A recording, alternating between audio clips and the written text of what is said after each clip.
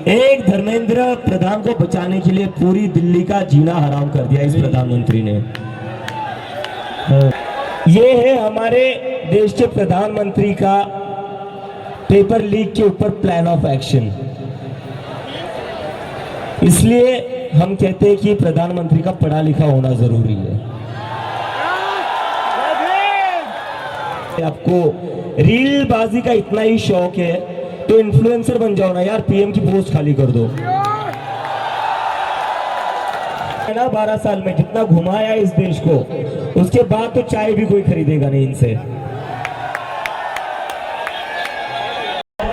और cabinet meeting में उन्होंने बताया कि पेपर लीक रोकने के लिए क्या क्या करना चाहिए। सभी लोग ध्यान से सुने। पीएम मोदी ने कैबिनेट मीटिंग बुलाई थी जिस पर उन्होंने पेपर लीक पर पेपर लीक रोकने के लिए क्या क्या करना चाहिए। अरे भाई थोड़ा शांत हो जाइए। हेलो, थोड़ा शांत हो जाइए प्लीज, रिक्वेस्ट कर रहा हूँ प्लीज।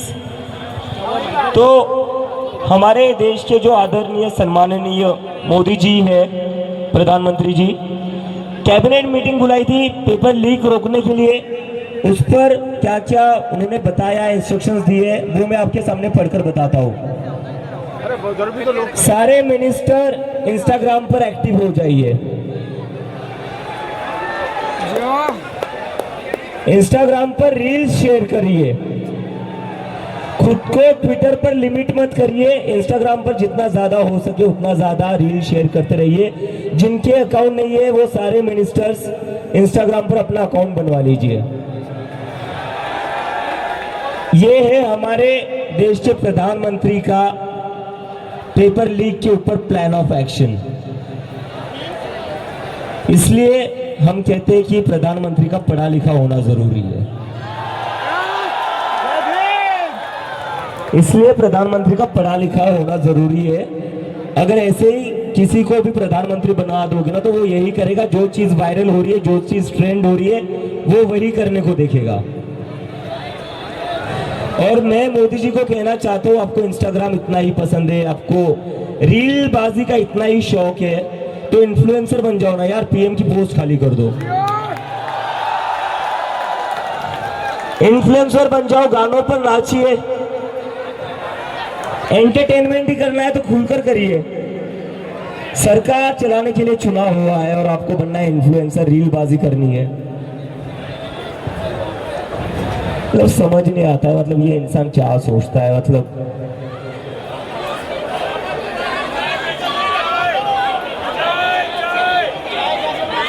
खुलवाएंगे चाय की टपरी खुलवाएंगे वापस।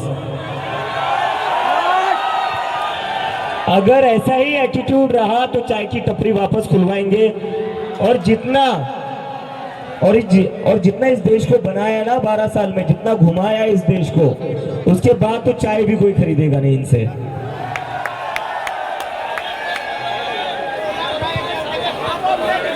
झोला उठाकर चलेंगे। झोला भी डिजाइनर होगा भाई, झोला भी डिजाइनर होगा 10 लाख का।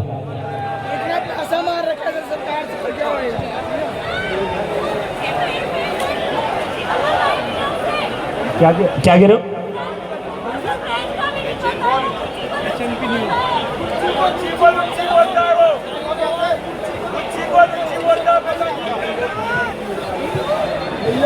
तो मुझे तो समझ नहीं आता है, मतलब मैं अपना सर पकड़ लेता हूँ इस इंसान के ऐसे कमेंट्स पढ़कर, इनके डिसीजन।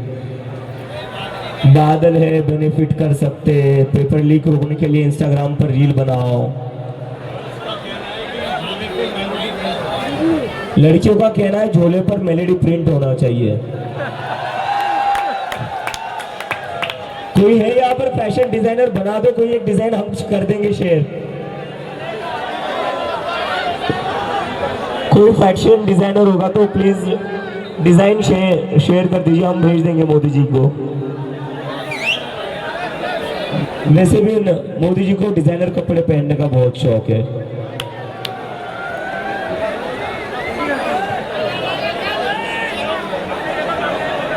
एक कोई उधर खड़े हो जाए, लोग क्या बोल रहे हैं ना मुझे बता दो।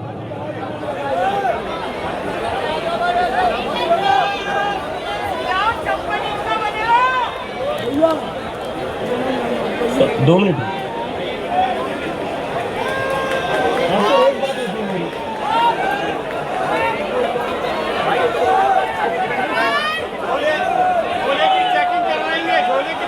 झोले की चेकिंग। अरे यार पीएम केयर का पता नहीं चल रहा है क्या हो रहा नहीं क्या हो रहा है, झोला थोड़ी ना दिखाएगा वो इंसान अपना। आ रहा हूँ थोड़ा बात कर लेता हूँ फिर वही आता हूँ। डॉली चाय वाले के साथ कोलैबोरेशन कर ले, मुझे लगता है नहीं मुझे लगता है डॉली भाई नहीं करेंगे कोलैबोरेशन।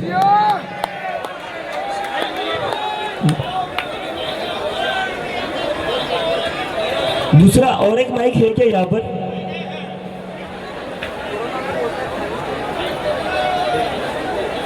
और एक माइक होगा तो और एक माइक दे दीजिए प्लीज। अरे मैं प्रधानमंत्री थोड़ी हूं, मैं कहां से मेट्रो चालू करूंगा?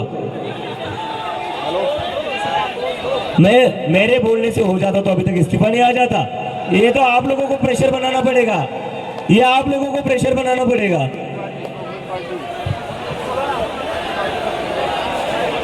ये क्या कर रहे हैं? सबसे पहले इन्होंने जंतर मंतर को चारों तरफ से बैरिकेड बनाकर एक तरीके से बड़ी जेल बना दिया, उससे इनका मन नहीं भरा। तो उसके बाद इन्होंने जंतर मंतर पर जैमर्स भी लगा दिए, उससे भी मन नहीं भरा। 17 मेट्रो स्टेशंस बंद कर दिए, उससे भी मन नहीं भरा। 16 शॉप्स सीपी पर जितने भी शॉप्स हैं वो सारे बंद कर दिए। एक धर्मेंद्र प्रधान को बचाने के लिए पूरी दिल्ली का जीना हराम कर दिया इस प्रधानमंत्री ने। मुझे समझ नहीं आता ऐसा क्या दिखता है नरेंद्र मोदी जी को धर्मेंद्र प्रधान में जो हम किसी को नहीं दिख रहा। ऐसा कौन सा टैलेंट है वो? शुरू हो गया दूसरा। मेलोडी दिखती है, हम छात्री नहीं दिखते उसको। इस पर मैं कुछ नहीं कहूंगा, ये बात आपने कही है मैंने नहीं कही है। अरे अपनी जिम्मेदारी से बोलिए।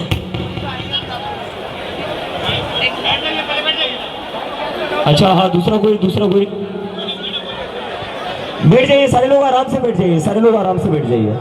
ज्यादा मेलोडी से देश को कैविटी हो गई है आजकल। सर मैं बिहार से बिलोंग करता हूँ जी सर, और मैं चाहता हूँ मेट्रो स्टेशन चालू हो, लेकिन ये गवर्नमेंट तो ओपन नहीं कर सकती है, तो मैं बिहारी को बुला दूँ स्टेशन चालू करने के लिए। अब कह दे तो मैं बुला दूँ, और जब बिहारी आते हैं ना तो गर्दन मचा देते हैं। आपने पटना का प्रोटेस्ट अभी देखा होगा, जी। कैसे प्रोटेस्ट में बिहारी ने गर्दन मचाया था। आप एक बार आदेश दे दीजिए, मैं बिहारी को बुलाऊंगा और दिखा दूंगा दिल्ली में कि हाँ बिहारियों में कितना दम होता है। आप बता दीजिए मेट्रो ओपन करा दूं भाई, करा दूं।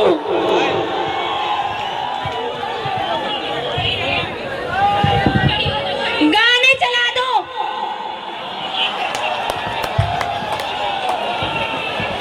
ये जेंजी ये अलग ही जर्नी है। मैं सुबह से वेट कर रही हूँ गानों का। मैं सुबह से वेट कर रही हूँ गानों का। आप सुबह से गानों का वेट कर रहे हो? हाँ। कौन सा गाना सुनना है आपको? कोई सा भी चला दो देशभक्ति का। कौन सा आप बताओ, कौन सा चलाना है? अभी चला देते हैं। तेरी मिट्टी चला दो। तेरी मिट्टी चला दो अभी क्या अभी। बैठ जाइए। देखिए हेलो, वाईफाई का कनेक्शन कटा हुआ है, नेट नहीं चल रहा है, जैमर्स लगा रखे हैं। क्या है? सर गाना अगर चल ही रहे तो मैं सुना दूं। मट जाओगे मर जाओगे, मिट जाओगे, हो जाएगा अंत, फिर न मिलेगा इस दुनिया में मोदी जैसा संत। मैंने आज पढ़ा था कहीं पर कि वो है ना, मोदी है तो मुमकिन है। किसी ने लिख दिया था मोदी है तो मुश्किल है।